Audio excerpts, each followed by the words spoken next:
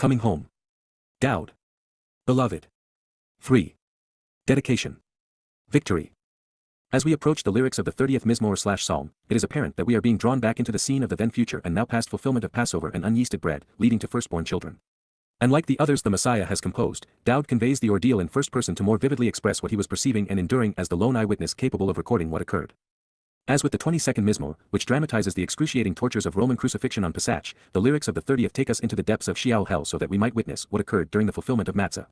And fortunately, as we are about to discover, since there was no way to communicate from Sheol, this witness comes to us on Bikurim after being released and returning to his father. By the time we are hearing of what transpired, it is a memory.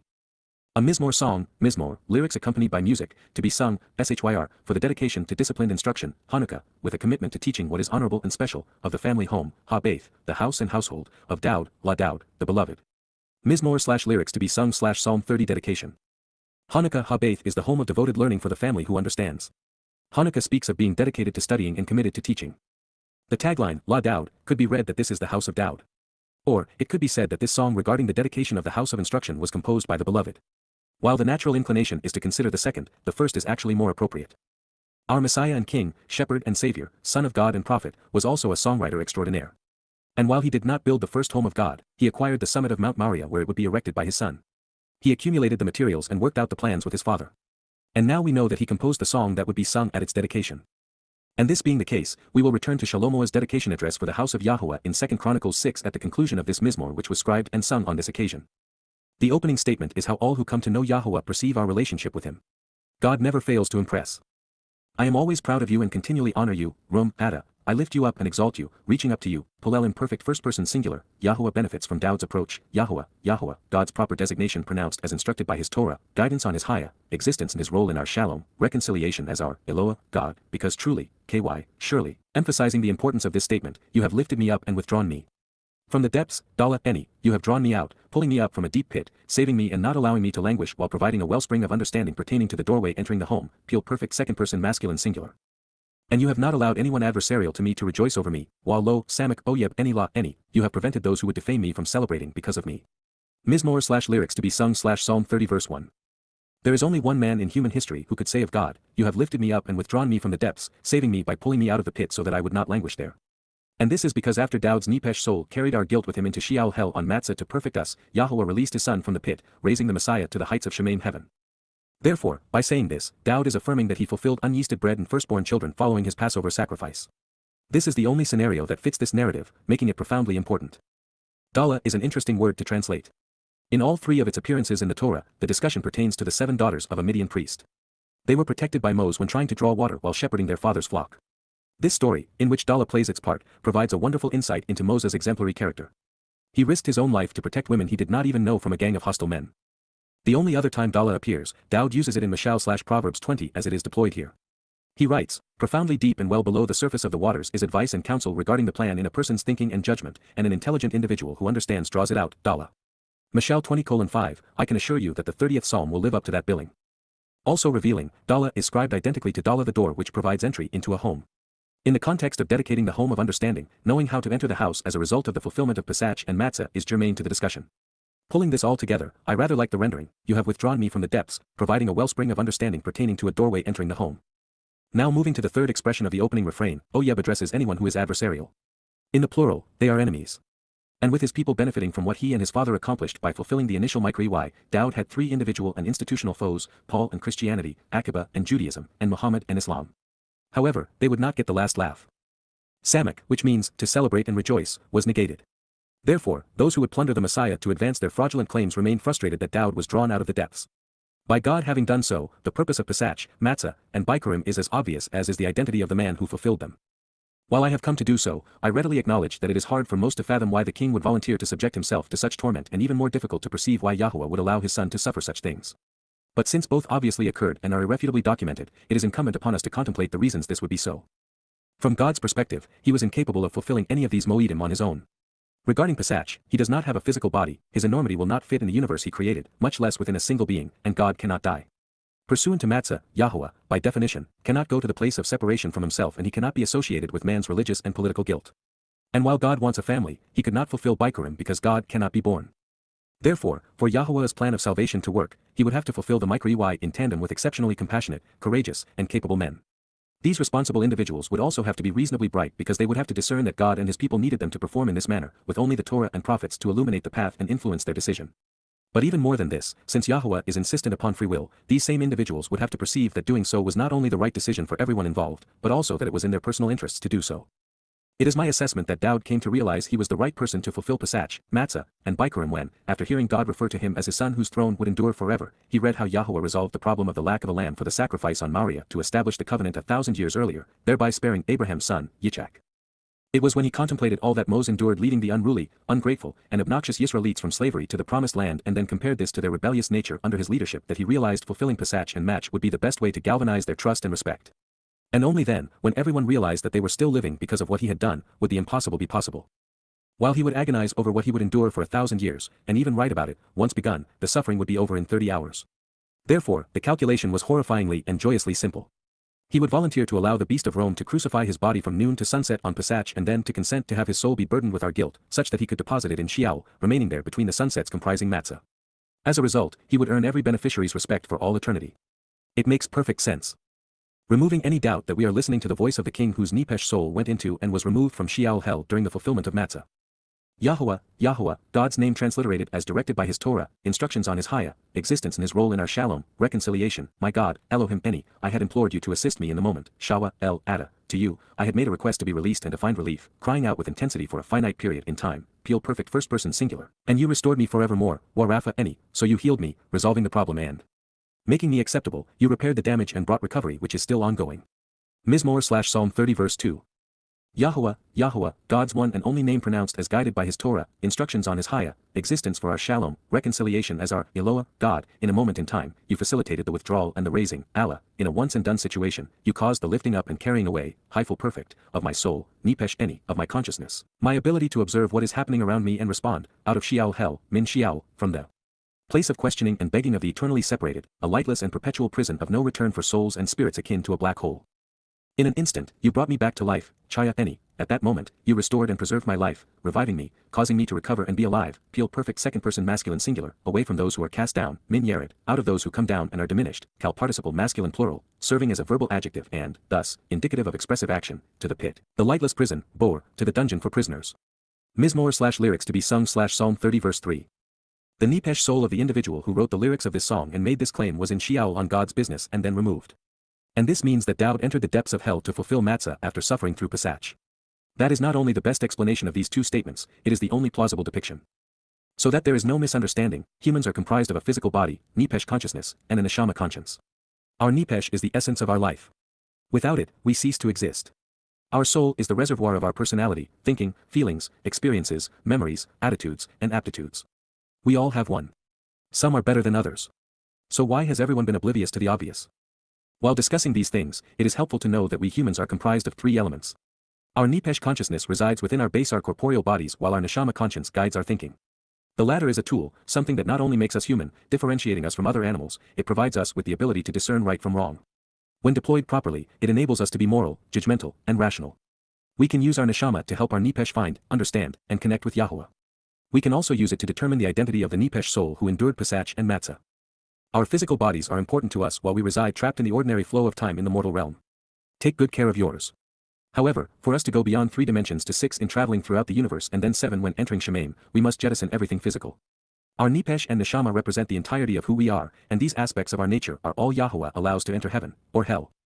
In this case, Dowd's Nepesh, once dispatched to fulfill Matzah, would be essentially incommunicado with YAHOWAH until Bikurim.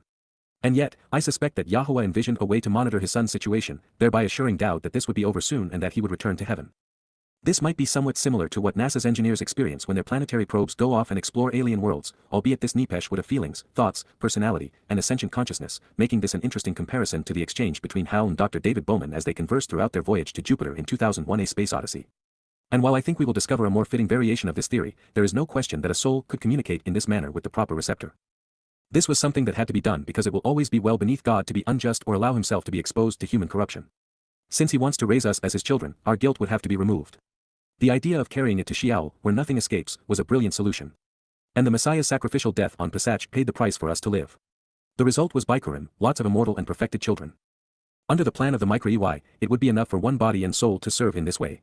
The Basar would fulfill Pesach offering life while his Nepesh removed our guilt. There will never be another. Every child of the covenant has Dowd to thank for the disposition of their soul. It is something we should all recognize, appreciate, and celebrate.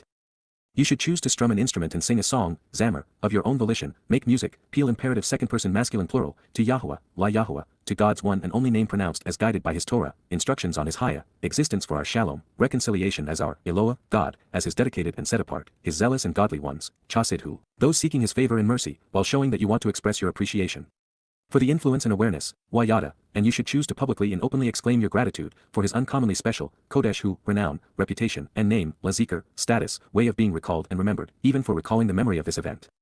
Mizmowr/lyrics to be sung /Psalm 30 verse 4. It would be, and now has been, the most glorious and beneficial act in the history of the universe. Fulfilling Pesach and Matzah opens the door to walking away from the crippling and deadly institutions of religion and politics, making our souls immortal, all while our errors in judgment are removed and our souls are perfected. We should celebrate, even join the Messiah in singing a song to YAHOWAH in appreciation for his gift. It is, therefore, important to announce that Dowd was not writing this song to celebrate the dedication of the temple but, instead, to fill his father's home with children. There would be billions of buildings but only one covenant family. And while even stone buildings crumble over time, life in the Berith is forever. It would be just over a day, but the implications would reverberate throughout eternity. We know it, and so did our king. Indeed, for an instant, KY Riga, truly for only a moment, a very brief period of time, his angst and displeasure were intense, Afu, his grievance and righteous indignation, for a lifetime and for the living, Chaim, for lives and renewal, he is pleased and accepting, Ratzon Hu, he is approving and makes amends. With the sunset and ensuing darkness, Hath Ereb, as the light diminishes, there would be a night of enduring sorrow and bitter humiliation, Lin Baki, a dark period of genuinely regrettable weeping and tears, but toward the morning and the dawn's early light, Lahaboker, there would be the joy of having overcome, Rina, jubilation and singing over the sacrifice, a time of celebration and even a legitimate reason for justifiable pride. Mizmowr/lyrics to be sung /Psalm 30 verse 5. As the sun set on Pesach, and the torturous agony of crucifixion ended, the Messiah's Nepesh consciousness descended into Sheol hell carrying the burden of our guilt. He had experienced the consequence of mankind's political and religious revolt against God, which is death, and now he would endure the penalty for this rebellion, separation. As the lyrics profess, it would be as the sun's light first caressed Maria during the morning of Bikurim that this rare soul was freed. He had overcome, for all of us. I must now confess the error of my ways. I was initially stumped on how to deal with what has arisen. Nepesh soul is feminine in Hebrew, but the individual providing the consciousness was a man. To accommodate this in Hebrew, every reference to the speaker is first-person singular, with gender undisclosed as either masculine or feminine. So, I could refer to the ultimate Nepesh as an it, but that sounds so impersonal. While YAHOWAH has a vitally important feminine aspect to his nature, the Ruach Kodesh set-apart spirit, as our spiritual mother, plays a different role in this drama. She conveyed Dowd's Nepesh consciousness from Pesach into Matzah and back home on Bikurim, from earth to heaven with a short stay in hell along the way. Clearly, we should acknowledge that women are better suited for some things because they are more pain-tolerant and are better at multitasking, even superior in making sacrifices for the family. And yet, the Passover lamb is male, and so was the man whose body was crucified. Therefore, I cannot refer to this Nepesh as a woman any more than Dowd could in writing this because good men celebrate the differences between men and women that make us both better. For now, especially considering the options available to us in English, I will resume using he because she is misleading and it isn't appropriate. And when we think of she in this drama, she is the Ruach, the facilitator, not the Nepesh who suffered through the ordeal. Just as the Nepesh souls of the Berith covenant family will enjoy an eternity in the Shemaim heavens, so will this Nepesh. As for me, I expressed, Amar, I said at that moment, Cal perfect first-person singular, during my now tranquil and secure, indeed, satisfying circumstance, Shalu my quiet relief over my productive achievement and having succeeded, I will never again be removed, slipping into a troubling and unfavorable place, Balmoth, I will not be shaken or fall, I will never lose control or be taken down and oppressed, Nifel imperfect first-person singular, for all eternity, La. Aulam, forevermore. Mizmowr/lyrics to be sung /Psalm 30 verse 6. One and done. There would be no need for a repeat performance. That is the beauty of the Mikra and the Berith it enables. The physical Basar of the Pesach isle, which this Nepesh was occupying, was sacrificed, something of no value in heaven and incompatible with eternal life. And since Dowd's soul lived on, nothing of value was lost and nothing worthwhile was retained on earth. The bludgeoned flesh was incinerated during the night. When the Messiah breathed the last breath of his second of 3 lives, body and soul were separated. At this moment, Dowd cited his own 22nd Mizmowr, directing our attention to his explanation of what was occurring and why he was enduring it. In the fleeting moments of Pesach, as the last rays of the setting sun graced Maria, the Ruach Kodesh burdened the Messiah's soul with the guilt of the covenant family and then escorted Dowd's consciousness to the darkness of Sheol. This occurred as matzah unyeasted bread was just beginning. And since there would be a lot of guilt to unpack, Dowd would endure the darkness and separation for 24 hours, on earth. But if Sheol is akin to a black hole, as I suspect, it would have seemed like minutes. Then, the second the sun set in Jerusalem, and long before the city of Dowd would experience the emerging light of a new day, it would be time to celebrate the ingathering that is Bikurim firstborn children. And therefore, the light our Savior experienced at this moment came from the set-apart Spirit. Having delivered the covenant's benefits by fulfilling Pesach and Matzah, the king's Nepesh soul left Sheol and returned to Shemaim to celebrate his achievement with his father. Having been removed from the best of places and sent to the worst of them, the Nepesh had come back home. This is the conversation that ensued between them. YAHOWAH, YAHOWAH, God's proper designation pronounced as instructed by his Torah, guidance on his YAHOWAH, existence and his role in our Shalom, reconciliation as our Eloah, God, by your acceptance and favor, Ba Ratzon Ada, with your approval and decision to be genuinely pleased by this event, accepting it as completely satisfactory, you caused the mountain to be present and accounted for. Taking a stand at this time, Amad Lahar, you made it possible for the mount to sustain and endure, standing upright and firm, hyphal perfect second person masculine singular, prevailing by mightily strengthening and empowering, Oz. However, when you concealed your presence for that moment, Sathar Pana Ada, when your appearance disappeared in an instant, vanishing, hyphal perfect second person masculine singular, for a time, I was horrified and terrified, alarmed, anguished, and anxious, Hayabahal, I existed for that finite period overwhelmed, despondent, bewildered, and afraid, alert and in a tremendous hurry to hasten the torture. Cal perfect first person singular. Mizmowr / lyrics to be sung / Psalm 30 verse 7. The mountain was not named because its identity is obvious to those who know and love YAHOWAH and Dowd. There was no need to write in the 30th Mizmowr / Psalm that the Har is Mount Moriah respect Yah, commonly known as Moriah. It became special when 40 Yobel, or 2,000 years, after Adam and Chawah's expulsion from Gan Eden the Garden of Great Joy, the father of the covenant family asked Abraham and Yitzchak to come to Mount Moriah to observe the first Passover, during which YAHOWAH provided the lamb. This occurred in the Yobel year, when debts are forgiven, people are freed, and all can return to the land, of 2000 Yah, 1968 BCE. YAHOWAH's Berith was confirmed at this time, creating the family of God. While that was a giant stride in the right direction, we humans would still need a path back to Eden, a way to come back to God. So, 20 Yobel after establishing the covenant, its most important son would lay claim to Jerusalem, building the city of Dowd on Moriah. He would even acquire the threshing floor which would become home to YAHOWAH's home on earth near the summit of Moriah. It is also noteworthy to report that Dowd's son, Shalomo, would lay the cornerstone of the Beit that would bear YAHOWAH's name in 968 BCE, precisely 1,000 years to the day God established the family through the covenant who would live in it. Then, in the Yobel year of 4,000 Yah, God honored the promise he had made to Abraham and Yitzchak while they were on Moriah, likely within a stride of the same place the lamb had appeared 40 Yobel before. Therefore, the Son of God fulfilled the initial Mikra as YAHOWAH's firstborn when he served as the Passover lamb. With his son having honored Pesach's promise to remove the covenant family from the deadly nature of religious and political oppression, God incinerated the remains of the sacrificial victim serving as the lamb on Moriah. But even before this occurred, he had the Ruach Kodesh escort the king's Nepesh into Sheol on Matzah. Dowd's soul was laden with our guilt in order to perfect us. But that is not the end of the story because at the dawn of Bikurim, even before the first rays of light streaked across Mount Moriah, the Ruach returned the Nepesh, bringing God's beloved son, Dowd, home.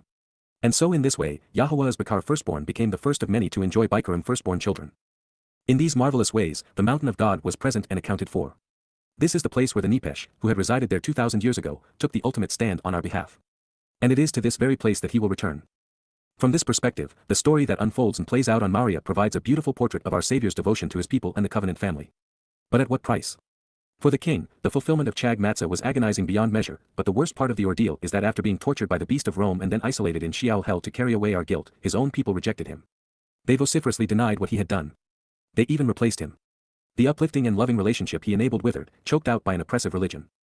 With YAHOWAH's propensity for coming full circle and his preference for foreshadowing one event with another, there are elements of what Dowd experienced on Moriah during Chag Matzah that will be witnessed again on the morn of Teruah 40 Yobel thereafter.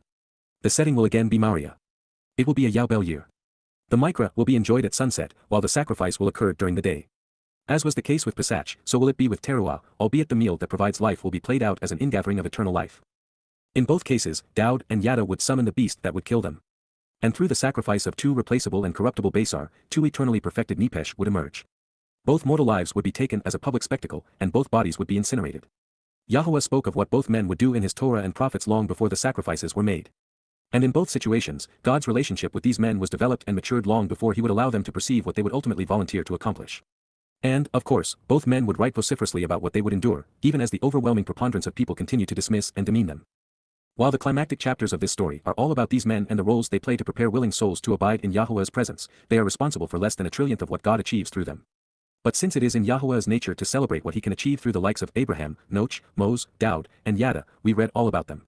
Because building and raising the covenant family is the desired result, God knows that he can achieve more by crediting others than he can by working alone. And by drawing Yisrael's attention to these individuals, indeed, by commending them to those reading his love letters to his family, God is ensuring the best possible outcome. Living in this, the most brilliant of spotlights, is intimidating. It not only showcases our strengths, but it also reveals our weaknesses and flaws, making us vulnerable. It may be why the Yisraelites told God to go away during the exodus from slavery to the Promised Land. To preclude this from affecting Moses, Dowd, and Yada, Yahowah imbued them with his ruach, encouraging and empowering, fortifying and protecting them. Nevertheless, living with this responsibility became too much for all of them. And that is why there are also differences between how Yahowah would deploy them. The belligerent, antagonistic, and self-destructive nature of the Yisraelites became so suffocating and overwhelming, Moses was retired. And even Dowd, as great as he was, found it difficult to overcome the internal insurrection orchestrated by his son against his authority. But in those situations, there would be time, lots of it, to let the potential of what God was offering through them sink into the skulls of his resolutely stubborn people. There would be nearly 3,500 years from the revelation of the Torah, 3,000 years from Dowd's initial life and lyrics, and 2,000 years from his fulfillment of Pesach, Matzah, and Bikurim. But there would only be 32 years from God introducing himself to Yada to the end of the play. And during that time, since he would be a witness and not a prophet, he would have to learn and teach, learn about his purpose and then write about it. One ruach wouldn't be nearly enough, 7 spirits would be required to achieve the desired result. And more limiting still, from the final Zerah's sacrifice, there would be just 10 days left prior to Yahuwah's return with his son. With this short time remaining to prepare his people for his homecoming and family reunion, with no room for second chances or failure, and with the fate of the covenant and the planet on the line, rest assured, Yahuwah will re-engage miraculously. But be aware, should you still be on the sidelines and reading this, determined to see it all play out before you commit, relatively few of those living today will survive to witness any of this play out on the Temple Mount. Therefore, even though God will augment the voice of his witnesses with his own at this time, don't risk the fate of your soul on being there to respond. The time is right now. As we move to the next statement, I will underscore a reality that I've suspected for a long time but did not publicly acknowledge in my role as the King's Herald until 2022, just 4 years in advance of the Shabuah harvest which marks the beginning of the time of Jacob's troubles. Previously, I was not ready to say it, and you were not prepared to hear it either. And this is because until we understand Dowd's and Yahuwah's underlying motivations, we simply cannot process this profoundly important treasure. But now, here we are, and it's past time that everyone who wants to live with Yahuwah comes to appreciate why the 22nd Mizmowr was written in first person by Dowd. We need to understand why it was the Messiah, presented as Gabriel, God's most capable and courageous man, who spoke of himself fulfilling Passover and unyeasted bread in Daniel 9. To be part of forever, we must ponder the reasons why the story of the sacrificial lamb in Yashayah/Isaiah 53 was presented after asking the reader to ponder the insights of the man who came to expose the identity of the 3 Zerah. It's long past time to expose and condemn the religious counterfeits of the Messiah while revealing all that can be known about the man who made the greatest contribution to our lives. Let's deal with fact and be reasonable in answering the question as to why there are no prophecies pertaining to Jesus or Allah, and yet, they abound pertaining to Dowd. At long last, let's admit and acknowledge that the Basar Nepesh writing the lyrics to this song knew what he was talking about because he was there, and not just as an eyewitness to his fate. To you, Yada Yahowah, Yahowah, God's name transliterated as directed by his Torah, instructions on his YAHOWAH, existence and his role in our shalom, reconciliation, I was appointed to call out and continually proclaim the summons and to make the invitations known pursuant to the Mikra Kara, I am mentioned and named when reading and reciting the offers to meet and be welcomed. Cal imperfect first person singular. And with Yahowah, Yahowah, God's proper designation pronounced as instructed by his Torah, guidance on his YAHOWAH, existence and his role in our shalom, reconciliation as our Eloah, God, from 4 QPs versus the MT which has Adoni, my Lord, even alone and unassisted for a while, I am continually shown compassion, great kindness, enduring love, and loyal devotion, Channon, uninfluenced and independent in my decision to be generous, I have now received unrelenting adoration, Hitpeel. Imperfect first person singular. Mizmowr/lyrics to be sung/Psalm 30 verse 8. It is certain that Dowd was the one who is making this known to us through this song. The author of the Mizmowr is summoning us back home and to his home on Moriah. He is inviting us to seek, meet, and be welcomed by his Father. He is saying that he was appointed to proclaim the appointments he would fulfill. While he would have been alone and unassisted while fulfilling Pesach and Matzah, now that the sacrifices are over and his Nepesh soul is enveloped in Yah's love, the Messiah can sing of his Father's Channon. Working together, Yahuwah, the Ruach Kodesh, and the beloved firstborn Son carried out the most merciful and kind, ultimately compassionate act in the history of the universe. Once accomplished, justice would prevail. He paid the price to ransom and redeem the Berith family. Having endured the consequence, death, and the penalty, separation, for the covenant's children having been wrong and having missed the way, after the sacrifice, God could fairly, honorably, and justifiably save us from ourselves. And so now, here it is again, the ultimate admission. In what way is there a dishonest gain, deception, or an unfair advantage, ma betza, where is there an ill-gotten benefit or something unjust, even unrighteous, in my bloodshed, ba damn any, with being cast down, ba yared, in being abandoned and subjugated after descending, cal infinitive construct, myself, any, toward the lightless prison, la shaketh, approaching the darkness of the dungeon. Preposition from 4 QPs versus L in MT. Will the material realm, ha afar, will the soil of the ground, the natural elements or dust, choose to express its appreciation for you, Yada, Ada, extol and openly acknowledge your influence, hyphal imperfect third person masculine singular Joseph? Will it be informative and announce, ha nagad, will it report the message, hyphal imperfect third person masculine singular, your trustworthiness and enduring reliability, emoth, Ada, your dependability, honesty, loyalty, and integrity? Mizmowr/lyrics to be sung/Psalm 30 verse 9. Yahuwah conceived and Dowd enabled a plan to perfect the imperfect that was forthright and fair, easy to articulate and appreciate. One would die for many to live. One would carry our guilt away to perfect an entire family. There would be no dishonesty, no capriciousness, no suppression of evidence or reason. There was no deception because the truth was revealed in considerable detail long before any of this occurred. And in this regard, consider Moses' Torah Exhibit T, Dowd's Mizmowr Exhibit M, the prophets like Yashaya Exhibit P, and now the books under the YAHOWAH brand as Exhibit Y. We not only know why the Zerah's blood was shed on Pesach but also why he was cast down on Matzah. And while these profoundly credible witnesses should have been more than sufficient to reveal the most exquisite treasure, it remained hidden in plain sight until now.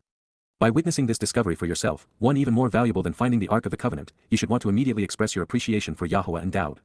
Because they were trustworthy, we can rely on them. As difficult as it is for many to accept that this occurred and that YAHOWAH allowed Dowd's Basar and Nepesh to fulfill Passover and unyeasted bread leading to firstborn children, we are, nonetheless, drawn to embrace this conclusion by the plethora of statements worded in such a way that there is no other rational possibility. Clearly, obviously, openly, Dowd not only volunteered to fulfill these moedim, but he also made the same impassioned argument to YAHOWAH that he is now sharing with us. If Abraham's willingness to sacrifice his only son, Yitzhak, affirmed his commitment to the covenant, why wouldn't the same be true with YAHOWAH and his beloved firstborn son Dowd? And should someone protest that YAHOWAH prevented Abraham from sacrificing Yitzhak on Moriah, it was because he knew well in advance that he would be providing the perfect lamb. After all, YAHOWAH can see all of time at any moment in time. As a student of the Torah and as a prophet, Dowd would have known that the ordeal would be completed in slightly over one day, that YAHOWAH's great love for him would prevail, and that his Nepesh would return to Shemaim on Bikurim firstborn children, where he would have solidified the great distinction of being referred to as God's Bakar firstborn son. From YAHOWAH's perspective, offering to sacrifice his son's Basar corporeal body on Pesach, while enormously painful, particularly while watching the beast of Rome torture him as his people aimlessly passed by, would have been far more agonizing for YAHOWAH than it would have been to endure the ordeal personally. Similarly, even when the perceptions were reduced to minutes as hours ticked away on earth, the torment his son's Nepesh consciousness experienced during its separation in Sheol would have been horrific for his father to accept. However, since he could not go there himself, it could not be avoided. Knowing Dowd as we do, having listened to his conversations with his father, I don't think anyone could have talked him out of it, including God. The man who had prevailed in every battle would be victorious once again, and this time, the victory would be over death and separation for all time. So, Dowd asks, in what way is there a dishonest gain, deception, or an unfair advantage, anything unjust, ma betza, in my bloodshed, ba damn any, with being cast down, abandoned, and oppressed, ba yared, myself, any, toward the lightless prison, la shakath. Myself, wrote the author, and that's impossible to deny. YAHOWAH's son and prophet, our Messiah and King, is trying to help us deal with all of this and fathom the implications. The lament was but for a moment, while his jubilation would last forever. He is proud of having contributed to the eternal life and perfection of his people. The king enthusiastically pleaded his case with his father and obviously prevailed. And this is because YAHOWAH was predisposed to his son's decision. He knew that it was tzaddik right. Moreover, Dowd would not act alone. God was and remains his biggest supporter. YAHOWAH, YAHOWAH, God's one and only name pronounced as guided by his Torah, instructions on his YAHOWAH, existence for our shalom, reconciliation as our Eloah, God, you listened, Shama, you heard, Cal perfect second person masculine singular, from 4 QPs, and showed compassion, were merciful, and spared me, Chan and and generously favored me, Cal perfect, from 4 QPs. YAHOWAH, YAHOWAH, God's name transliterated as directed by his Torah, instructions on his YAHOWAH, existence and his role in our shalom, reconciliation, it was your will to exist as, YAHOWAH, you want to be, Cal imperative second person masculine singular, my helper who supports and assists me, Azar la any. Mizmowr / lyrics to be sung / Psalm 30 verse 10. YAHOWAH encourages us to Shama, listen to him. He's a lot smarter than we are. But there was one man whose voice YAHOWAH loved to hear, Dowd's. He wrote the lyrics to the songs God enjoys most. Dowd was both a son and a prophet. He knew that his father would bail him out, lift him up, and assist him in this way. And Dowd may be the lone man among us bold enough to call YAHOWAH, Azar la any, my helper, supporter, and assistant. Although, this is a role YAHOWAH cherishes and excels. As Dowd's song progresses, the destructive ordeal of Passover was now over and the great lament of Matzah was complete. Dowd was dancing before his father. It was then that his ordinary clothes were removed so that he could be dressed for the occasion. What better robes for the king of Eden to wear than those representing the great joy celebrated by all he has brought back to the garden? He will serve as the king of Sukkah camping out, after all. You have overwhelmingly changed, transforming, hafak, you have turned being destroyed and demolished and flipped the contrarian nature of, Cal perfect second person masculine singular, my wailing lamentation, misafat any, my shrieking and howling, to dancing all around, la mak howl, of joyous movements while pondering the anguishing pain, for me, la any. You have loosened and released, patach, you have opened and freed, peel perfect, my sackcloth of common clothing, sack any, my coarse and humiliating apparel, and you have girded me, wa azar any, you have continually equipped and encompassed me, clothing me, peel imperfect, in delightful happiness and pleasurable gladness, simcha, cheerfulness and jubilation in the most favorable of circumstances. Mizmowr 30:11, so that, as a result, Laman, I can continually sing, Zamar, of you. Ada, as honorable and rewarding, glorious and powerful, Kabod, as tremendously important and wonderfully enriching. And by never being silent or unresponsive, Wallo, Damim, never ceasing, never stopping, never resting or still, Kal imperfect, my God, Elohim any, forevermore, La Alam, throughout eternity, I will continually express my appreciation to you for your influence in my life and for casting me down and then lifting me up, Yada Yahowah. I publicly confess my gratitude for being taken down and then extolled, hyphal imperfect first person singular energic non Joseph paragogicum energicus. Mizmowr / lyrics to be sung / Psalm 30 verse 12. He earned it. He deserves it. And best of all, because of what he has done, we can all dance and sing alongside our beloved Zeroah, eternally happy, having returned to Eden. Amazingly, Dowdingly, rather than take credit for what he had done, this remarkable son directed all of the accolades at his father who had made it possible.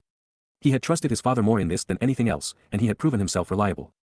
So here now, for your consideration, is the 30th Mizmowr, complete and without interruption. Enjoy. A song, SHYR, dedicated to disciplined instruction with a commitment to teaching what is honorable and special, Hanukkah, of the family home and household, Ha-Baith, of Dowd, La Dowd. I am always proud of you and continually honor you, Rom, Yada Yahowah, YAHOWAH, because truly, emphasizing the importance of this statement, KY, you have lifted me up and withdrawn me from the depths, not allowing me to languish, while providing a wellspring of understanding pertaining to the doorway entering the home, Dala, any. And you have not allowed anyone adversarial to me to rejoice over me, preventing those who would defame me from celebrating over me, while lo, Samak, Oyeb, any la, any. Mizmowr 30:1. YAHOWAH, YAHOWAH, my God, Elohim any, I had implored you to assist me in the moment to find relief, Shawa, El, Ada, and you restored me forevermore, Warafa any. Mizmowr 30:2. YAHOWAH, YAHOWAH, in a moment in time, you facilitated the withdrawal and the raising, Allah, of my soul, my consciousness, my ability to observe what is happening around me and respond, Nipesh any, out of Sheol hell, Min Sheol. In an instant, you brought me back to life, Chaya any, away from those who are cast down and diminished, Min Yered, to the pit, the lightless prison, Bor. Mizmowr 30:3. You should choose to strum an instrument and sing a song, Zamar, to Yahuwah, La Yahuwah, his dedicated and zealous who are set apart recipients of his mercy, Chasid who, while showing that you want to express your appreciation for the influence and awareness, Yada, of his exceedingly uncommon and special, Kodesh who, renown, reputation, and name, as well as for recalling this event, La Zikr. Mizmowr 30:4.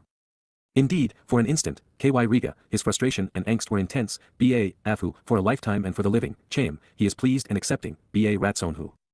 With the sunset and ensuing darkness, BA Ha-Ereb, there was a night of enduring sorrow and bitter humiliation, Lin Baki, but toward the morning with the dawn's early light, La Haboker, there was joy at having overcome, jubilation and singing over the sacrifice during a time of celebration providing a legitimate reason for justifiable pride, Rina.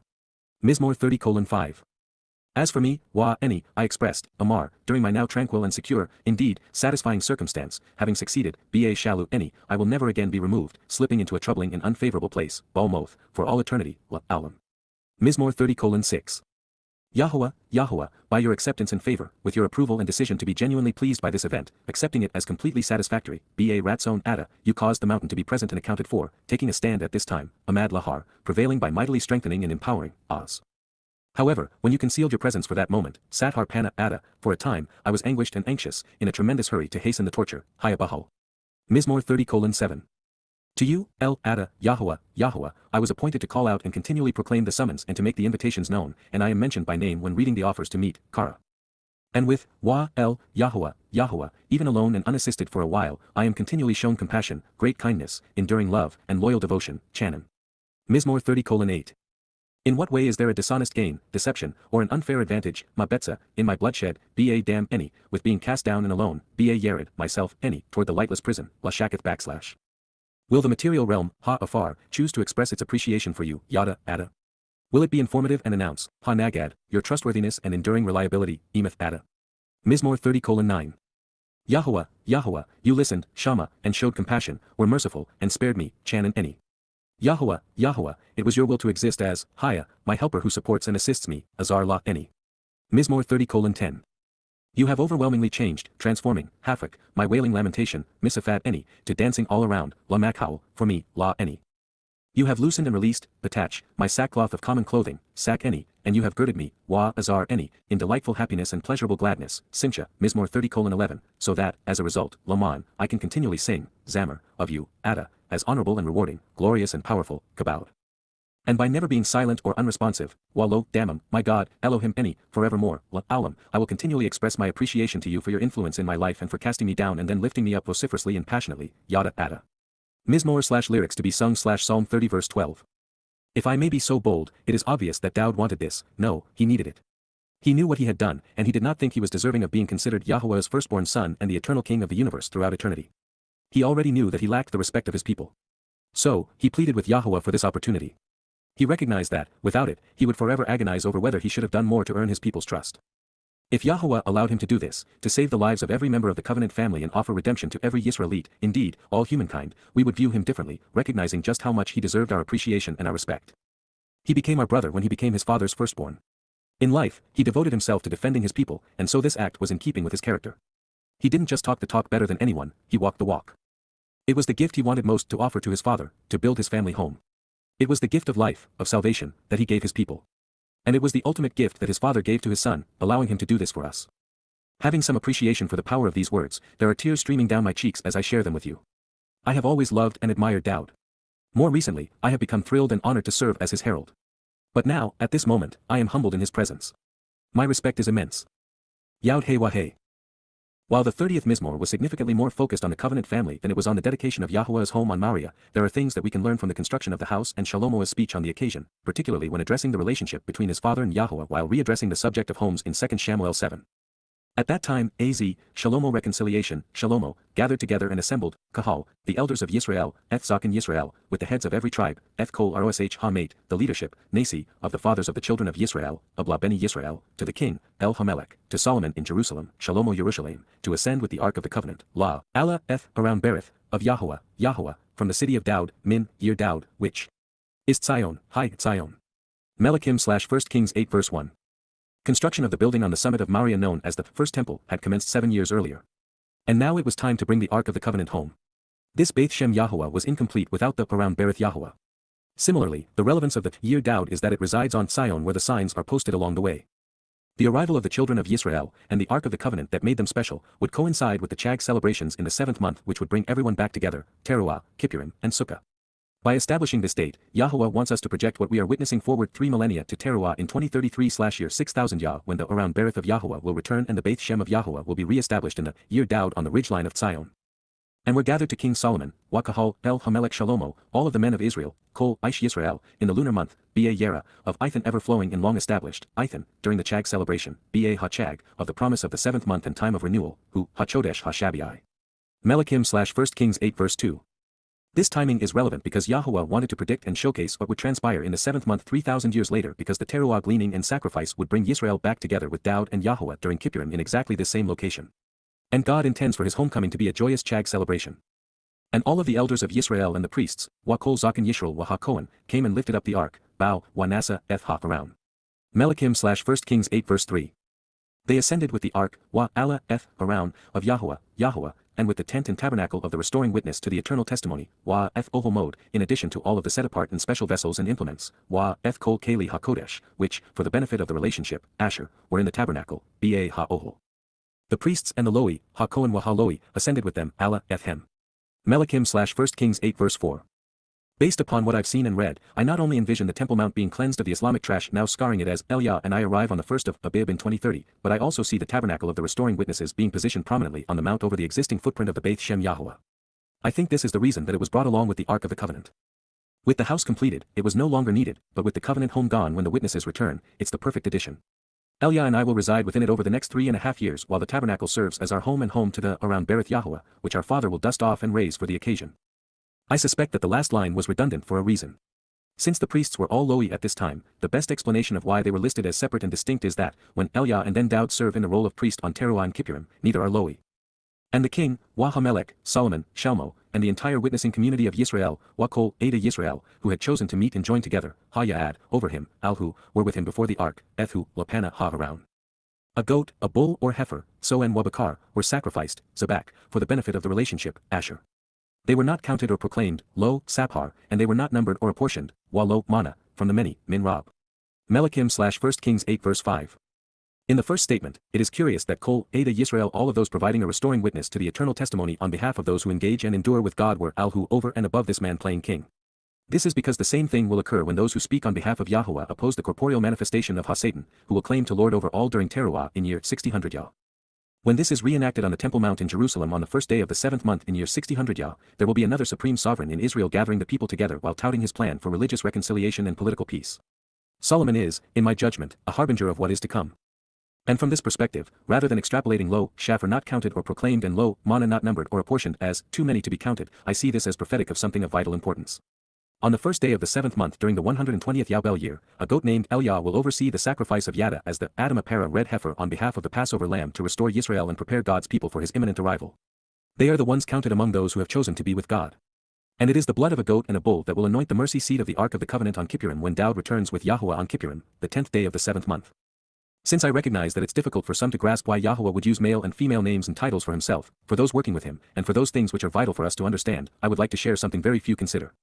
While men and women share 95% of the same genetic material, when the 23rd pair of chromosomes are XX, the individual is female. And every man shares the chromosome which, when paired with itself, is female. Genetically, women are amplified femininity with 2 X chromosomes XX. Human males have 1 X and 1 Y chromosome XY, giving us masculine and feminine characteristics, just like YAHOWAH.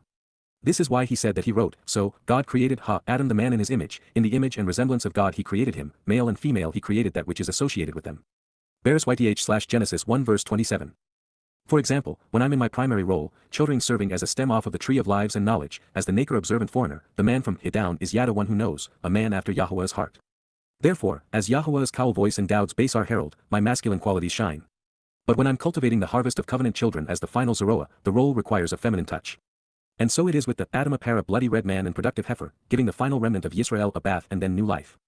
By contrast, normally, you'll find me stamping out human snakes and demonic serpents as a par bull. From this perspective, Dowd may have been the most fully integrated and expressive projection of XY. He was a songwriter, singer, lyricist, and lover overcome with emotions one moment and the strong man, valiant defender, judgmental orator, and rational thinker the next. He loved men and women. He, as a Gibor courageous and competent man, was filled with the Ruach spirit, giving him a nurturing feminine perspective. As we consider this prophetic narrative of our future, know that on the morning of September 23, 2033, Eliah will be acting in the role of Cohen as he follows the Torah's Numbers 19 instructions relative to the sacrifice to restore the children of Yisrael. The priests arrived and brought, Bow, Cohen, the Ark of the Covenant of YAHOWAH, around Berith YAHOWAH, to its innermost place of the word, Makam Hu Daber, of the family home, Baith, to the most set-apart place, Kodesh HaKodesh, to under the wings, Takath Kanaf, of the cherubim, Cherubim. Melachim/1 Kings 8 verse 6. Since their role was twice defined, initially shown protecting Adam and Chawah in the garden and then having the backs of the covenant's children as we are afforded the opportunity to sit on the mercy seat of the ark, I am expecting cherubim to not only protect the around Berith of YAHOWAH within the Ohel Moedim tabernacle of the restoring witnesses but also to be protecting the witnesses themselves. Indeed, the cherubim, KY HaKerubim, wings spread out, Paras Kanaf, to the place over the ark, Makam Ha around, and over its poles, Wa Al Badhu, from above, Min Lamaal. Melachim/1 Kings 8 verse 7. The poles alone were so long, Wa Arak Habad, that the ends of the poles were seen, Wa Rosh Habad, out of the set-apart place, Min HaKodesh, beyond the presence of the inner sanctum of the word, Al Pana HaDaber. But they could not be seen, Wa Lo Ra'ah, from the outside, HaChouts.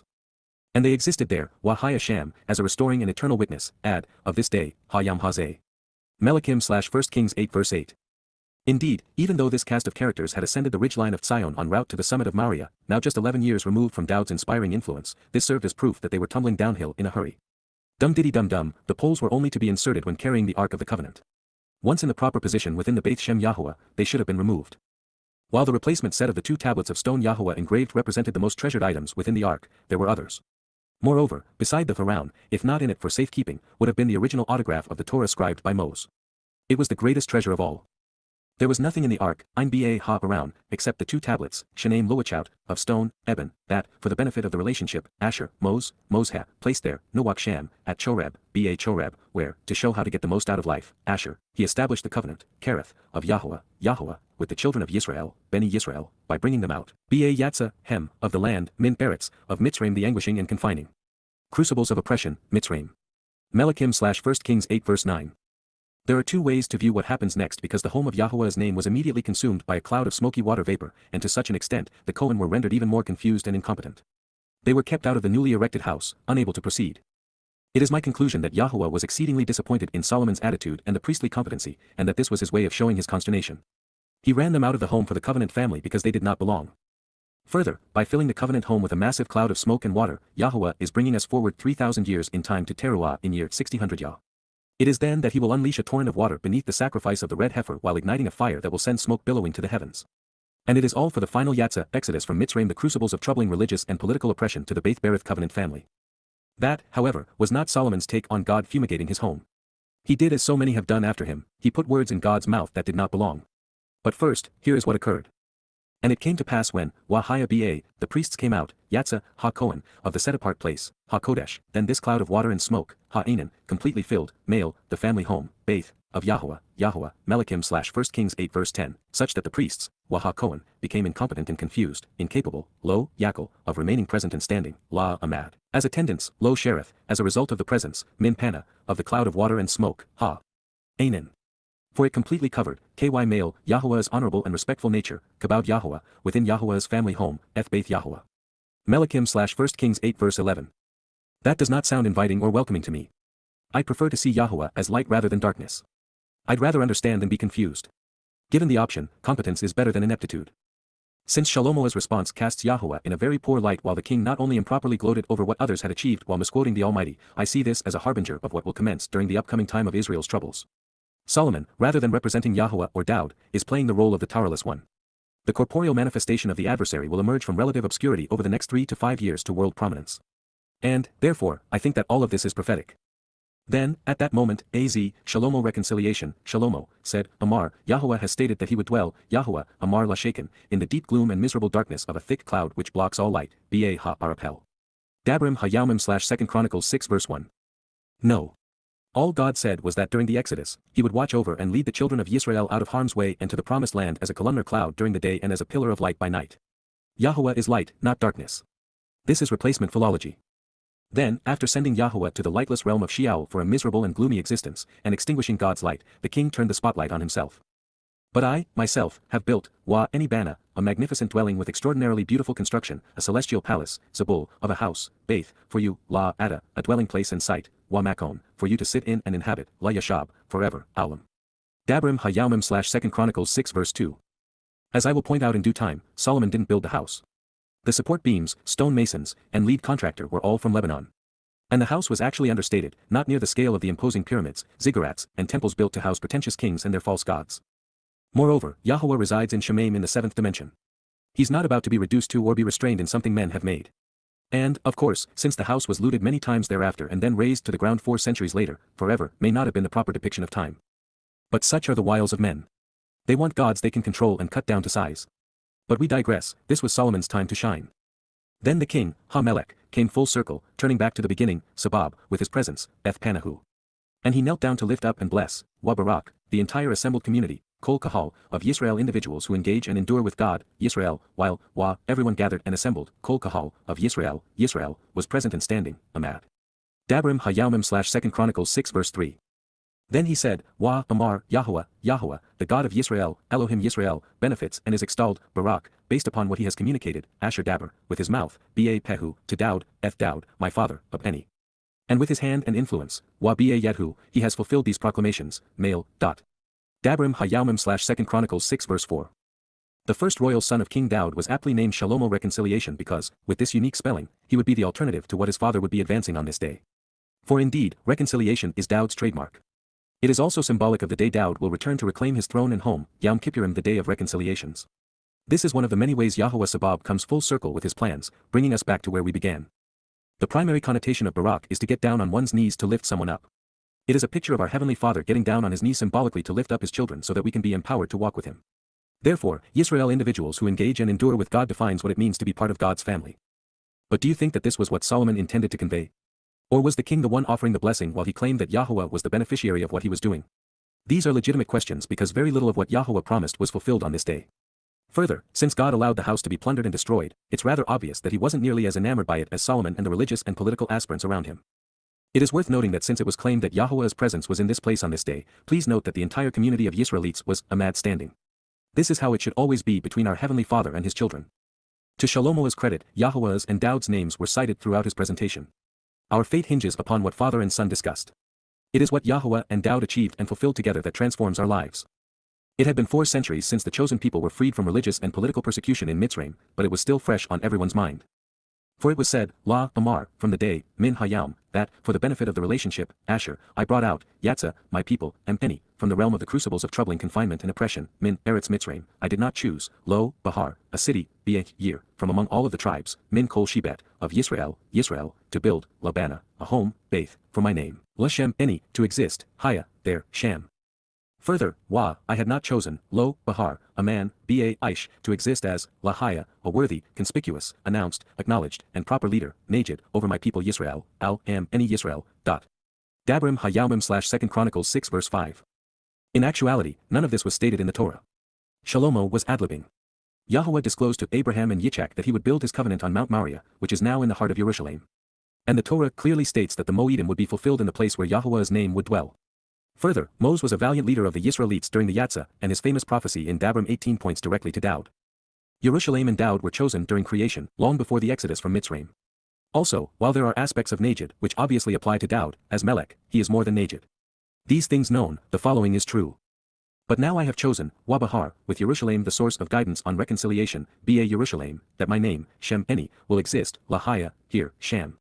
And I have chosen, Bahar, with Dawid, Dawid, to be, Lahaya, over my people, Yisrael, any Yisrael. Dabrim Hayawmim / 2 Chronicles 6 verse 6. Jerusalem, not the Vatican or Ukraine. Dowd, not Netanyahu or Trump. This is also accurate. And it was, Wahaya, in the heart and mind, the inclination and judgment, I'm Lebub, of Dawid, my father, of Eni, to build, Labana, a home, Baith, for the name, Lashem, of Yahowah, the God of Yisrael, Elohim Yisrael. Dabrim Hayawmim / 2 Chronicles 6 verse 7. Then, Yahowah, said, Amar, to Dowd, Dawid, my father, of Eni, because, it was, Haya, in your best judgment, im Lebub Ada, Dawid, my father, of Eni, to build, Labana, a home, Baith, for my name, Lashem Eni, what was in your heart and mind, ky Haya im Lebub Ada, is beautiful, good, generous, and beneficial, Taub. Dabrim Hayawmim / 2 Chronicles 6 verse 8. While Shlomo was stumbling over his choice of pronouns and including himself in the narrative, he may also have been projecting his thoughts into a discussion that occurred apart from him. Yahowah was actually disappointed by Dowd's desire to build him a house, as is demonstrated conclusively in the text of 2 Shamuel 7. Nevertheless, that notwithstanding, you will not build the house, Ada lo, Bana ha-Baith, but instead, ky, your son, Ben, Ada, the coming forth from your loins, ha-Yatzep min Shalatz Ada. He will build, Bana, the home, ha-Baith, for my name, Lashem Eni. Dabrim Hayawmim / 2 Chronicles 6 verse 9. What is particularly revealing here is that the Baith was a home, not a temple, and Yahowah had no intention of living there or even occupying the premises. Its purpose was to serve as a home for his name, and yet, that was the first thing Jews removed. As for Solomon, methinks he is too impressed with himself. He was simply an implement. And it is one thing for Yahowah to give him credit for building the Baith of the Shem, it is another for him to claim it for himself.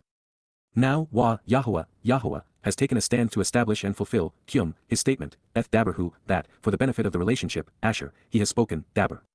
And I have taken a stand to establish and fulfill, beneath, Takhath, Dawid, my father, of Eni. And I sit, Yashab, on the throne, Al-Kais, of Yisrael, as Yahowah spoke, Asher Daber Yahowah. And I have built, Bana, the home, ha-Baith, for the name, Lashem, of Yahowah, the God of Yisrael, Elohim Yisrael. Dabrim Hayawmim / 2 Chronicles 6 verse 10. And I have placed, Wasim, there, Sham, the around to behold the ark, around, which beneficially and relationally, Asher, there is, Sham, the Berith covenant, of Yahowah, to show the way to get the most out of life, Asher, with the children of Yisrael, I'm Beni Yisrael. Dabrim Hayawmim / 2 Chronicles 6 verse 11. The positives here are that Shlomo was committed to proclaiming Yahowah's name, that he knew the building was a Beit Shem, and that he recognized he was in this position due to the relationship Yahowah developed with his father, Dowd. He also saw to it that the Ark of the Covenant was housed within the home for Yahowah's name. This is to suggest that Yahowah's Shem surrounds the around and is integrated into the Berith. Further, as we discovered in 1 Kings 8, and is affirmed in 2 Chronicles 5, the Ark of the Covenant was carried by the priests from the city of Dowd, along the ridgeline of Zion, and into the Beit Shem. It was placed in the Kodesh during the Chag of the 7th month, which would include Teruah, Kippurim, and Sukkah. However, as I have hinted, Solomon didn't actually build the temple. The stonemasons and milled cedar and cypress beams came from Tyre and Jebel/Byblos in Lebanon. Dowd forged the alliance with King Hiram that his son capitalized upon, 1 Kings 5-9 and 2 Chronicles 2-7. To compensate Hiram for the building materials and craftsmen, Solomon sent copious amounts of grain, olive oil, and wine to Tyre.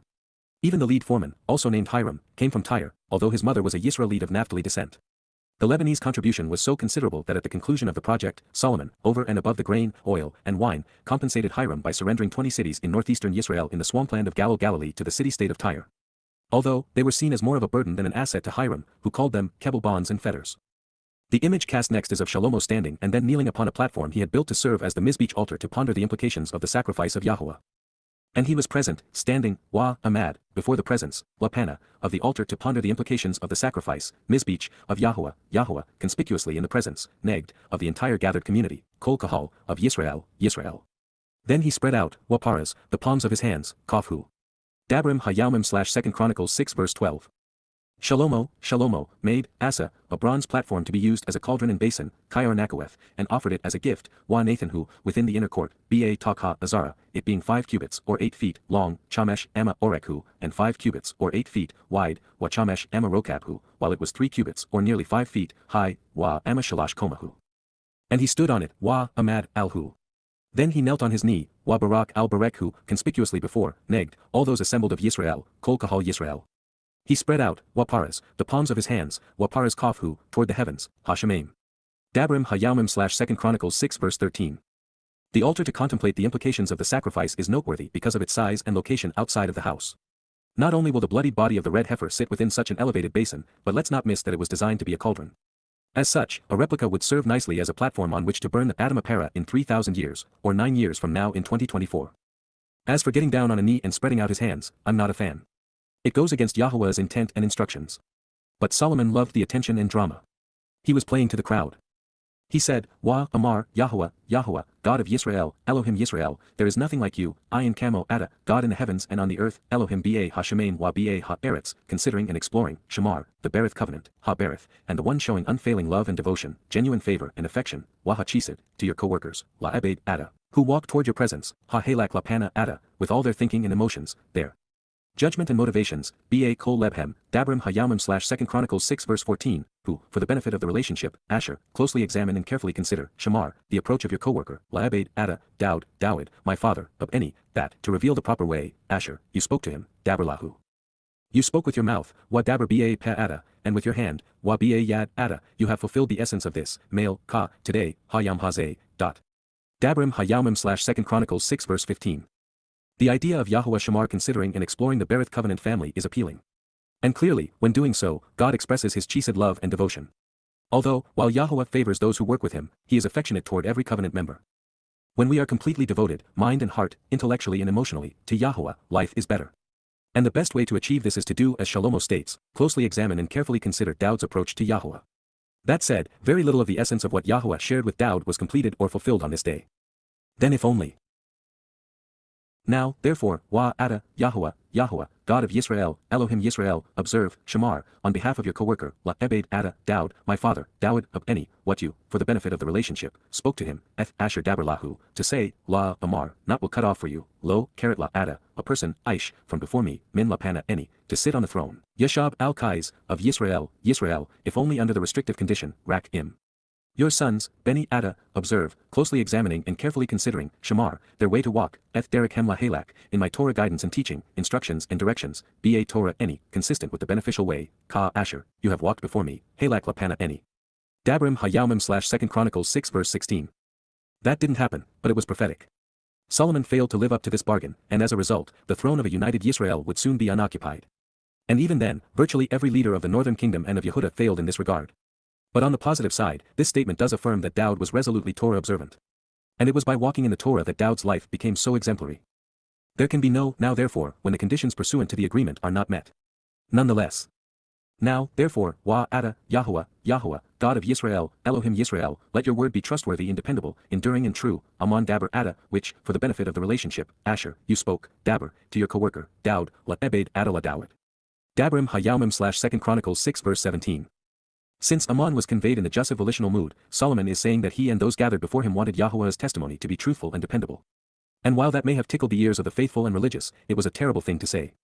It implies that God has the option of reneging on his promises and of being misleading. It creates the impression that Yahuwah can be disingenuous and capricious, both of which are required for Judaism, Christianity, and Islam. Had Solomon been as wise as his father, he would have rendered this next pronouncement as a statement rather than a question. And he would have used his earlier statements regarding this being a home for Yahuwah Shem to explain its purpose and describe the resident. Except, is it actually possible, Ky ha-umnam, for God, Elohim, to dwell or even sit, Yashab, with the men like Adam, Adam, on the earth, Al-ha-Eretz? Dabrim Hayalmim / 2 Chronicles 6 verse 18 in part. Yes, it is possible for God to dwell with his covenant family on earth. That is what occurred between Yahuwah and Adam in the garden. It is the point of the Micro-EY, and particularly of Kippurim and Sukkah. This is something Solomon should have known since his father will serve as king over the earth when it is transformed back into the conditions experienced in Eden. Behold, Hina, the heavens, Shemaim, and the heavens of the heavens, Washemaim Hashemaim, cannot hold or contain you, lo, Kol, Ada, so much more by contrast, Fky, this house, Ha Beth Hazeh, that, Asher, I have built, Bana. Dabrim Ha-Yaumim / 2 Chronicles 6 verse 18 conclusion. Shemaim is plural, so it is simply verbose to say, Shemaim Washemaim Hashemaim. And while there are lexicons which claim that the notion of heaven is derived from the idea that Shama means lofty. But I disagree since Shemaim shares the SHM root of Shem name, Shamat listen, and Shamar observe. Therefore, it is more likely that when we listen to and observe what is said in the name of our God, we are more likely to live with him. Shemaim is not a prison like Sheol, so it does not have the capacity to hold or contain anyone. Further, while we exist in 3.5 dimensions as physical beings encumbered by bodies, when we become akin to light, we will be liberated in spacetime. And it is my conclusion, having studied Dowd's 19th Mizmowr, that the universe is a 6-dimensional construct and that Shemaim exists in the 7th dimension. And while all of Yahuwah, as a 7-dimensional being, won't fit in the physical universe he created, much less on earth, in a house, or a corporeal body, there is a solution that achieves the desired result. First, a tiny portion of spiritual energy can be transformed into matter and, thus, a body through Einstein's equation E = mc². Second, Yahuwah, like all living beings capable of observing and responding, has a Nepesh soul for this purpose.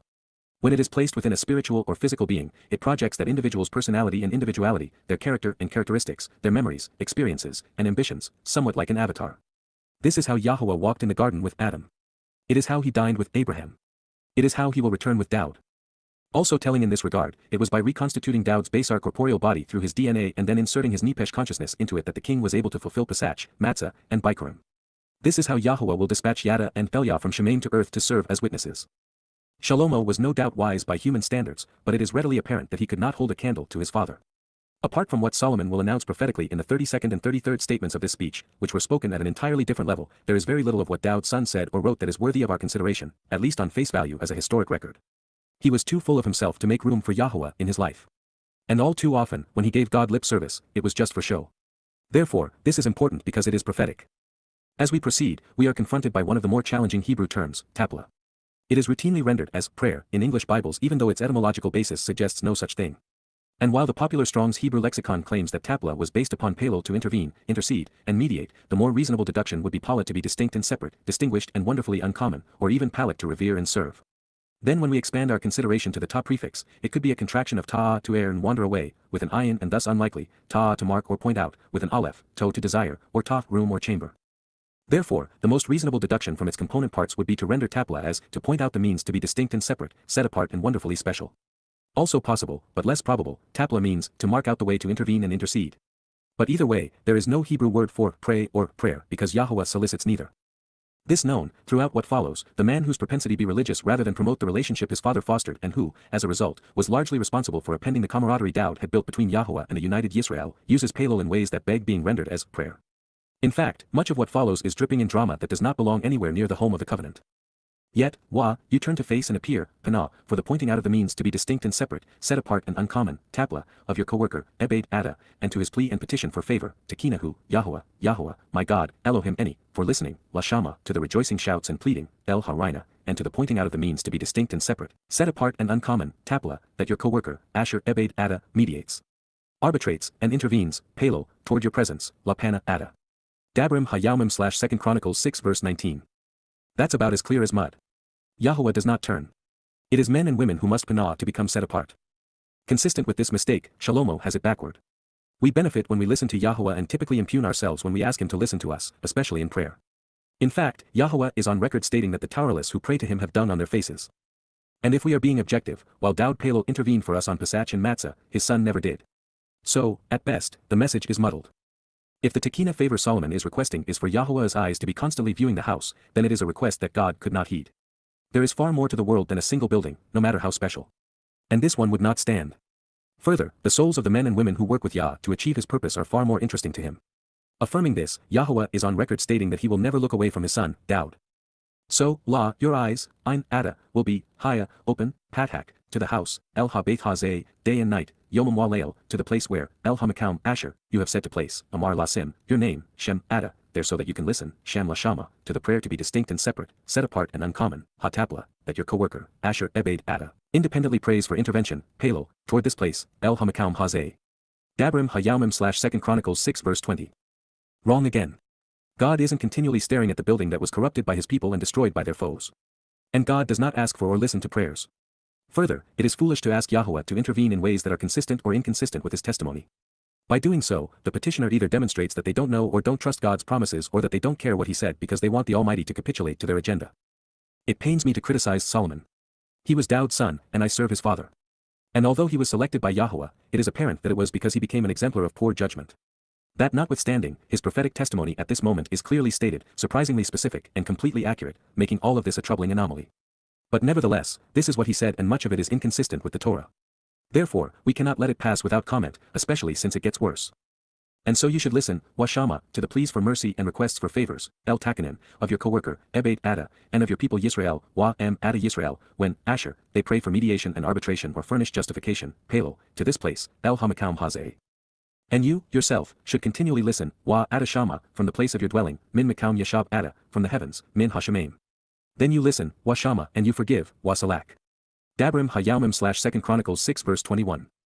King Shaul didn't go this far afield of the Torah, and Yahowah openly disenfranchised him. Yahowah isn't a genie in a bottle, ready to turn wishes into on-demand gifts. We ought not tell God to listen to us nor request favors from him. And this is largely because we learn and mature when we listen to him, and the favors we need bestowed, he has already provided. Most especially, Yahowah does not listen and forgive. Those seeking entry to heaven by having their guilt removed need to approach God in the manner he has articulated and facilitated. And since Shalomo's father was the chief provider, he, of all people, should have known better. Quite frankly, I don't know what to make of the following. The only way to expunge guilt is by relying upon what Dowd did to remove it during Matzah. And there is no telling why Solomon repeated Allah curse so many times in this statement. The only curse that men and women bring on themselves is a result of overtly opposing Yahowah or the Torah. And while there is no excuse for deceiving a neighbor, what does any of this have to do with the dedication of the covenant home? If a man errs and does wrong, incurring guilt, imchada, aish, with his neighbor, la re'ehu, and he is deceptive with him, wanasha, be'ehu, a curse is sworn regarding him, Allah Allahu. Then comes a curse or oath, wabau, Allah, to the presence, lapana, of your altar, mizbeach ada, in this house, ba habeth hazeh, dabrim hayamim / 2 Chronicles 6 verse 22, so you continually listen, washama, from the heavens, min hashemaim, and you act, wa asa, and you judge, washapat, your co-workers, ebed ada, to return and restore, la shab, the wickedly guilty and condemnable religiously, la rasha, by allowing or giving, la Nathan, his way in his head, derek hu, ba. Rosh who, so as to acquit and vindicate the correct and upright, while latzadak tzadik, by giving to him, la Nathan lahu, according to him being right, katzedakahu. Dabrim hayamim / 2 Chronicles 6 verse 23. As confusing as was the initial sentence, the follow-on declaration is a complete enigma. God does not want us bringing curses to him or to the place where the sacrifices are contemplated. Thankfully, he does not constantly listen from the heavens. If he did, we'd all be doomed and he would have given up on humankind long ago. Yahowah has no reason to ever judge his co-workers. By the time we are engaged doing God's bidding and working with him, we are most certainly covenant. Therefore, a co-worker is never restored. Moreover, the wickedly guilty do not return. There is no allowance for the religiously condemnable. Similarly, our way is irrelevant to God and it has no influence on our salvation. Finally, there is no explanation for Shalomo's transition from the wicked and cursed to the acquitted and vindicated, making this much like a word salad. This may not be any better, and might be worse. And if your people, Yisrael, are plagued, afflicted, and defeated, negaf ada Yisrael, before the presence of an adversary, lapana oyeb, because they have missed the way and are wrong, ky chada, regarding you, la ada, and they return and acknowledge by confessing, shub yada, your name, shem ada, and they furnish justification or pray for intervention, pelo, and they plead for pity and favors and generosity, chanan, to approach your presence, la. Pana ada, in this house, ba habeth hazeh, dabrim hayamim / 2 Chronicles 6 verse 24, then, you, yourself, must constantly listen, ada shama, from the heavens, min hashemaim, and you should be indulgent and forgiving, so as to pardon, salak, the offensive sins and wrongdoing associated with missing the way, lachada, of your people, Yisrael, ada Yisrael, and you return them to the earth or ground, shubhem, el ha-adama. That, for the benefit of the relationship, you gave to them. Asher Nathan lahem, and to their fathers, la, abhu. Dabrim hayamim / 2 Chronicles 6 verse 25. To be negaf plagued is to be religious. It is viral, pandemic, and deadly. It mandates that the infected be isolated and quarantined. The only cure is to cleanse oneself of all contaminated material, avoid all future contact, and then capitalize on Dowd's cure during Chag Matzah, none of which Solomon mentioned. Confession is a waste of time. And there is no return independent of the way Yahowah has provided. Apart from what Dowd accomplished by fulfilling Pesach, Matzah, and Bikurim, there is no intervention. And pleading for favors is among the surest ways to irritate God. His provision is there for the accepting. Either take it or leave it, but don't ask God for a special dispensation. Even today, 3,000 years later, neither Yehudim nor Yisraelites have had the decency, good manners, or sense to embrace Yahowah's name. This is a necessary first step in coming home. However, the house of the name cannot be the source of forgiveness. The building erected during Solomon's reign beginning in 968 BCE was plundered in 926 BCE by Pharaoh Shoshenkai. It was looted a century later by Yisraelite king Jehosh, who broke through a wall to carry away many of the remaining implements and treasures. Thereafter, when King Ahaz of Judah was threatened by Rezin of Damascus, he bribed King Tiglath-Pileser IV to defend him by offering the silver and gold in the house of YAHOWAH.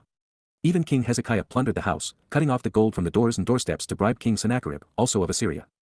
While the Beit Shem was restored under King Joash, with the funding derived from popular donations, it would not endure. The building was plundered by King Nebuchadnezzar II of Neo-Babylon in 598 BCE.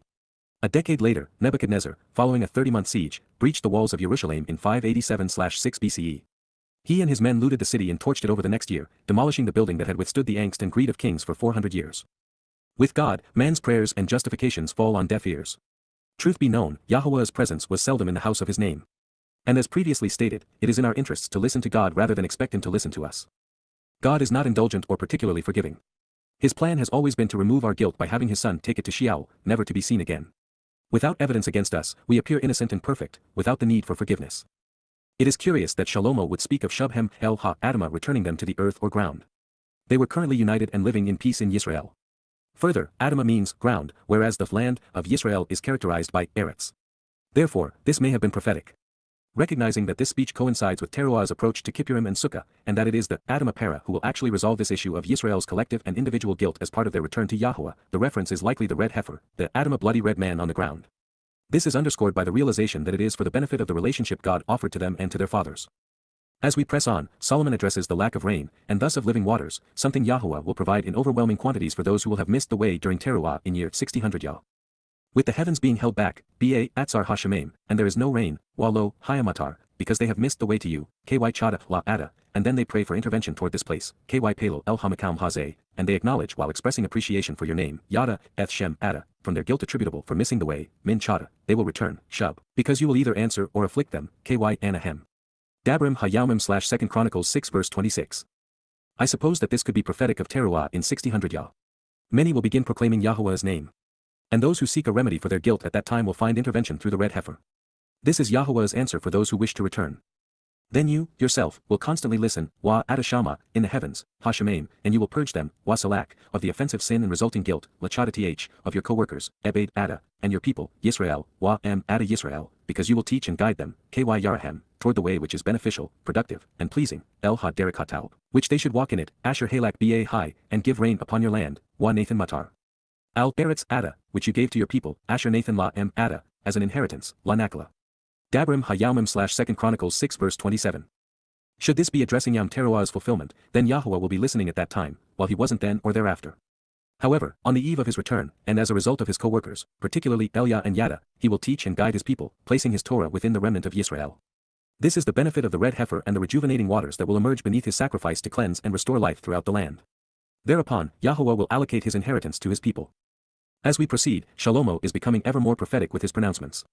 For example, during the 7 years of Yisrael's troubles prior to the fulfillment of Teruah, Kippurim, and Sukkah in year 6000 Yah, the land and its people will be plagued, blighted, and torched by all manner of swarming pests, human cockroaches if you will, with the death cult of Islam oppressing the land and infecting the people with the sickness of their religion while progressives spread the mind virus of socialist politics. Yehudim will plead for intervention, for some sign of divine favor, but apart from those who catch the last flight out of town during the Teruah gleaning, they will have to wait until the following morning to assuage their physical trauma and mental anguish. Since a replica of the Tabernacle of the Restoring Witness will be erected on the Temple Mount on April 4, 2030 as the witnesses arrive, those struggling to survive the last 3.5 years of Israel's anguish will have the semblance of something to reach out to after thousands of years otherwise. And those who turn to Yah will find God ready to receive this remnant of his people. Indeed, famine will exist, Arab Ky Haya, in the land, Ba Ha Eretz, plague and pestilence, also, there will be blight and scorching heat, Ky Haya Shittophone, crop failures and fungal infections, Wa Yerikaun, locusts, caterpillars, and cockroaches, Arbe Wabasil. Surely, Ky, their adversaries and enemies, Oyebhu, will oppress them, Ky Haya Ky Tserelahu, in the land and at their gates, Ba Eretz Shayarhu. Every assault and pandemic, every sickening disease, Kol Niga, Wa Kol Machala, Dabrim HaYaumim / 2 Chronicles 6 verse 28, will prompt many pleas for intervention, even isolation, Kol Tapla. Everywhere there will be requests for assistance and favors, Kol Tekina, such that it becomes pervasive among all people, Asher Haya La Kol Ha Adam. And for the entirety of your people, Yisrael, Wala Kol, Em Ada Yisrael, each man will be keenly aware of his personal afflictions, Asher Yada, Aish Niga, who, of his pain, physical traumas, and emotional anguish, Wa Mekobihu. And so he will stretch out his hands, Wa Paras Kof who, toward the family home, El Ha Beit Hazeh. Dabrim Hayawmim / 2 Chronicles 6 verse 29. This time is upon us. The cockroaches will soon return but in far greater numbers. The fungal infections are mind viruses, particularly progressive ideology and Islam. This incredibly insane and hypocritical alliance of opposites has become the greatest threat to Jewish existence. What follows, however, has not yet occurred and will not until the first day of the 7th month in the weeks before the 7th millennium, when the plight of humans outside of the garden will be resolved. From his dwelling place in Shemaim, Yahowah will not only listen as Towrah is being fulfilled, he will act. And as a result, the entire surviving remnant of Yisrael whose ways become aligned with Yah's will be pardoned as a result of the red heifer. Then you, yourself, will hear from the heavens, Wa-Ada Shama Ha-Shemaim, your dwelling place, Makon Yashab Ada, and you will provide a pardon, Wa-Salak, and give to each individual, Wa-Nathan Laha Aish, according to all of his ways, Ka-Kol Derekhu, whose inclinations and judgment you know, Asher Yada, Eth Lebabhu. Indeed, you, only you, Ky Adalabad Ada, know the hearts and minds, Yada, Eth Lebab, of the children of humankind, Beni Ha-Adam. Dabrim Hayawmim / 2 Chronicles 6 verse 30. It will be a judgment call, one only Yahowah will be able to make as he determines in the days before his arrival, with Dowd who stays and who goes. With the waters pouring off of the Temple Mount, with the flames burnishing the sky, and the smoke rising to the heavens, some will dance and others will drown, some will breathe and others will suffocate. But make no mistake, throughout the 4,000-year history of Yisrael, there has been no time in which the majority, much less everyone, came to respect and revere Yahowah. This will occur for the first time during the homecoming and family reunion on Yom Kippurim, sunset in Yerushalayim, October 2, 2033. Therefore, Laman, they will come to respect and revere you, Yair Ada, then they will walk in your ways, La Halak Ba Derek Ada, all of the days that they live, Kol Hayam Asher Hem Che, upon the presence of the earth, Al Panaha, Adama, that you gave, Asher Nathan, to our fathers, Law of Anaknu. Dabrim Hayawmim / 2 Chronicles 6 verse 31. Far fewer than 1 in a million have walked in Yahowah's ways up to this point in time. Moses and Dowd are preeminent examples, but so are men like Shamuel, Yashaya, Yirmiah, Zechariah, Yael, Malachi, and the returning Eliyahu. This, however, will soon change when the entire surviving remnant of God's people capitalize on Towrah and Kippurim and participate in Sukkah. This will be the last chance to come clean, to walk with Yahowah, and to inherit the benefits of the covenant. And so, to encourage Yisrael to capitalize on this once-in-a-lifetime opportunity, Shlomo prophetically pronounces that there will be another. After 2,448 years, a Nakri-observant foreigner, Yashaya's children and man from Hidam, will walk out of the pages of the Torah and into the lives of God's people. Beyond all of this, Wagam, moreover, besides, and finally, regarding someone else, the observant and discerning, especially responsive, foreigner from a different ethnicity and geographic location who will come to understand, El Hanekri, pursuant to someone from a different place and culture, speaking a different language, who, having paid attention will comprehend and respond, from Naker, one who, by being attentive and astute, will come to be acquainted, recognize, and acknowledge. Something which deserves our highest regard and respect, who, to show the way to the benefits of the relationship, Asher, is not of your people, Lo, Min, Am, Ada, this Yisrael who. He will come, Wa-Bao, he will actually arrive at a moment in time, Cal perfect third person masculine singular, from a distant country after a long interval of time, Min, Eretz Rachok, for the express purpose of being a witness and voicing answers regarding, Laman, your, Ada, vitally important, Ha-Gadol, name, Shem, and your influence, as your hand, Wa-Yad, Ada, as an influential troubadour, a prepared and resolute person willing to engage in battle, Ha-Chazak, and, Wa, as your. Zeroah, one cultivating the seeds sown for your harvests, Zeroah, Ada, one who is fruitful in his ways, sowing the seeds which take root and grow while denoting and advancing the purpose of the arm of God, of his shepherd, and sacrificial lamb, whom you have extended, Ha-Neda. When, Wa, he arrives on the scene and chooses to pursue this, Bao, he comes at that moment in time, Cal perfect third person, then, Wa, apart from political or religious influence, he will help interested parties reconcile their relationship by providing those who exercise good judgment with the requested information and justifications to make a reasoned decision pursuant to this intervention, Pelo. He will serve as an intercessor for some and pronounce judgment of others, Hitpil perfect. Third person, regarding the familial relationship and family home, El Habaith Hazeh. Dabrim Hayawmim / 2 Chronicles 6 verse 32. This is how all that Shlomo has addressed will be resolved and accomplished. His father's herald as the final Zeroah would come at long last and restore the relationship with Yahowah that Yisraelites had broken millennia ago. Listen to him because the Nakri observant foreigner and Zeroah, one cultivating the harvests, is the cowl voice of God in advance of Yahowah's return.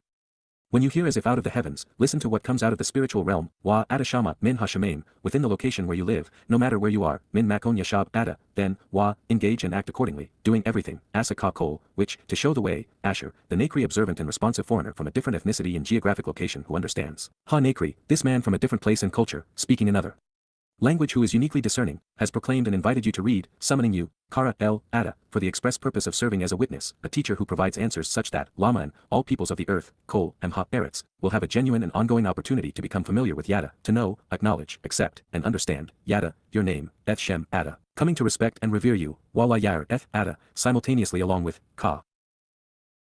And also, so that, Wala, they may know, acknowledge, accept, and appreciate, Yada, that, truthfully, KY, your family and this house, Al-Habeth Hazeh, which to reveal the correct path to walk to give life, meaning that, Asher, I have built for the family, Bana, are designated and called, invited and welcomed, Kara, by your name, Shem, Ada. Dabrim Hayalmim / Words of the Days / 2 Chronicles 6 verse 33. Other than Yahuwah speaking directly to all humanity in his own voice, which isn't possible in this context because he's not a Nakri foreigner, imagine the wonderment in the minds of those listening to Solomon 3,000 years ago, trying to ascertain how this could even be possible. Since God is not the voice out of the sky, and has pledged not to do so again without speaking through someone, they could not have foreseen the recent development of the internet that would make it possible for everyone on earth to be able to listen and benefit concurrently. Even then, they would not have understood why God would speak through a foreigner to Yisrael and to Gowan concurrently, from outside of Yisrael, and in a language other than Hebrew. But now you know the end of the story. It is interesting that this prophecy speaks of both listening to a voice that appears to come out of the ether and reading what the Nakri has written. I have an audio archive of thousands of hours of radio programs and a written legacy of 35 books. It is a tally unmatched by anyone, particularly on the subject being discussed, which is Yahuwah, Yisrael, the Torah, Berith, and Beit Shem. And as I write these words in November of 2024, I am in the process of transitioning from translator and writer to broadcaster as I give voice to Yahuwah's words. The capability to do so is now integrated into our lives, with the average individual spending 7 hours a day listening, looking, and reading that which they have selected from the cloud. Yet, consider the unlikely intersection of someone thousands of years and thousands of miles from Yisrael, a complete stranger in a distant place and time, becoming so enthralled with Yahuwah's words that he would compose 20,000 pages of insights on the Torah, Mikra and Berith, all gleaned by translating Yahuwah's testimony into the lingua franca of the world, the language spoken by more Yehudim than Hebrew, somehow coming upon the realization that Dowd is the son of God. Yahuwah is Mashiach and Melech, while also serving as the Zeroah. As is the case with the Choder secondary stem and sucker composing the Ness banner, Yahuwah isn't calling anyone's attention to my life but, instead, the presentation of his words that emerge from our collaboration. The only achievements of the Nakri observant and discerning foreigner that matter are the books and message presented under the Yahuwah brand. I am doing what Solomon attempted on this day, citing the promises Yahuwah made to Moses and Dowd on behalf of Yisrael. But I have an advantage beyond even the recorded words of Moses, Yahusha, Shamuel, and Dowd, the 7 spirits of Yahuwah combined with the 7 prophets Yashaya, Yirmiah, Haushah, Chabakuk, Zechariah, Yoel, and Malachi, even those of my partner, Eliah. 3,000 years ago, Yahuwah revealed that he would use a Gentile to reach his people and call them home. He would even endorse what he would write and say, telling Yehudim to do as he said, recognizing that this Nakri would, Naker, come to know him by being observant, that he would understand by being discerning. He would explore by closely examining and carefully considering the Torah, Nabi, Mizmowr the guidance, prophets, and songs to Yada Yahowah, revealing the proper pronunciation and importance of knowing God's name. This is why Yah wanted his message written in English, the language spoken by more Jews and Gentiles than any other. It is why the proper assessment of Moses and Dowd is so vital to Yah. It is why Yahuwah turned to a Nakri known as Yada to awaken Yisrael. It is the one and only time that God asked his people to engage based on what a foreigner had to say. And that is because this Nakri would serve as a lama and witness and teacher, as someone providing the answers which can be kara, read and recited on behalf of all people, especially Yisrael. Beyond the written translations and insights found in an introduction to God, Yada Yahowah, observations, coming home, Babel, Twistianity, and goddamn religion, even beyond the reach of Yah's word recited throughout Yada Yah radio and social media outreach through YouTube, Rumble, Facebook, and X, this is also inferring that Yada will be invited to serve alongside Eliah as the final witness during the time of Jacob's troubles, Malachi 4 verse 5 and Zechariah 4 verse 14. Beyond all of this, there is but one reason that the Nakri observant and discerning foreigner in a faraway place and time would have been introduced and authenticated by Yahuwah during the dedication of his covenant home. Yahuwah wants Yisrael, and the world at large, to consider what his Zeroah has translated and shared because the information, insights, and perspective he is providing are relevant and credible, valid and reconciling, and indeed dependable and trustworthy. He has thoughtfully considered what Dowd has accomplished by fulfilling Chag Matzah and is willing to acknowledge and properly credit the Passover lamb for the first time since the prophets long ago. Yada is devoted to cultivating the remaining harvests, such that there will be a productive Shabuah Katzer followed 7 years later by a hard-fought Teruah Laket. Then, as the Adam Apara, the Nakri will lay down his life for the remnant of Yisrael. His blood and ashes will cleanse the adulterous woman. Yahuwah will come home, as will Dowd, and they will enjoy their family reunion. By investigating something others were afraid to even consider, the Nakri became so uniquely relevant to knowing Yahuwah, to appreciating what he is offering, and to recognizing what he is asking in return, that God saw fit to validate his lama and witness to his Shem, to the Torah, Nabi, Mizmowr, to the Berith and Mikra, to Yisrael and Yehudim, and most of all, to his Bekar, HaMashiach, our Ra and Melech, the Zeroah, Dowd. Yod Hey Wahey.